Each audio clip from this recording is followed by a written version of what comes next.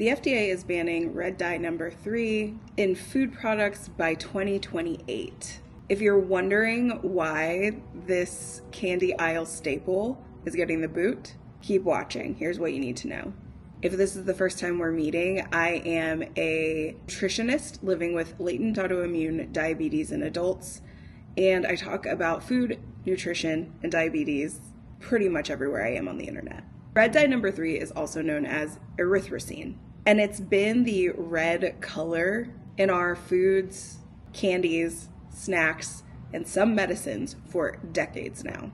Back in 1990, the FDA banned red dye number 3's use in cosmetics, citing the fact that studies showed that it caused thyroid tumors in lab rats. Animal studies are not always the best indicator of what will happen in human biology, but they are sort of an indicator. Red dye number 3 remained an additive because the FDA at the time believed the cancer risk in humans was minimal. Fast forward to 2025, and some scientific evidence and consumer pressure have led to a nationwide ban on this controversial substance. The decision now, decades later, to ban red dye number 3 comes from the 1958 Delaney Clause, which states that any additive to food must be prohibited or banned if it's shown to cause cancer in humans or animals. But how does this affect you? How does it affect your day-to-day? It kind of doesn't.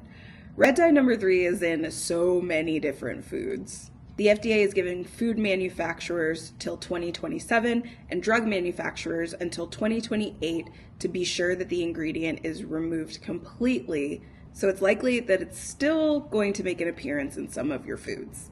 There isn't any nutritional value to red dye 40. It adds a splash of color and makes food look more appealing, so we as consumers are more willing to purchase foods. But it doesn't contribute any vitamins, minerals, or anything like that to your body. Other countries already regulate red dye 3. The European Union, China, and the UK have restricted it as an ingredient, and its usage is limited in Australia and New Zealand.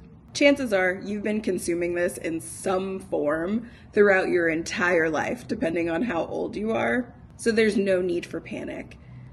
If you do feel anxious and overwhelmed and want to eliminate foods that contain red dye number 3 in your pantry, take a look at the labels. You're going to see the ingredient listed if it's there, and make the decision for yourself whether or not it fits for you.